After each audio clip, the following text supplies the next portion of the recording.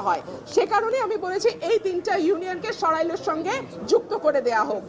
আরেকটা কথা, তিনটা ইউনিয়নের লোকজন যদি বিজয়নগরে যায় তাদের যাতায়াতের সময় লাগে অলমোস্ট 1.5 থেকে 2 ঘন্টা, আর যদি তারা সরাইলে আসে তাদের সময় লাগে 15 থেকে 20 মিনিট। তাহলে আপনারাই বলেন যে এই তিনটা ইউনিয়ন বিজয়নগরে যেতে 1.5 ঘন্টা লাগে, আর যদি 10 মিনিট 15 মিনিটে তারা সরাইলে আসতে পারে, তাহলে তাদের কোথায় থাকা উচিত? সরাইলে থাকা উচিত নাকি বিজয়নগরে থাকা উচিত? এই প্রশ্নগুলোই আমি নির্বাচন কমিশনে তুলেছিলাম। অত্যন্ত দুঃখজনক ব্যাপার হলো এখানে একটি মারামারি হয়েছে। সঠিক মাত্রার কার্বন কম্বিনেশন বৃদ্ধি করে পাইপের ডাক্টিলিটি ও হেভি লোড নেয়ার ক্ষমতা। Falcon MS pipe. আমি যেহেতু একজন আইনজীবী, আমি মনে করেছি আমার কেস আমি নিজেই প্রেজেন্ট করব।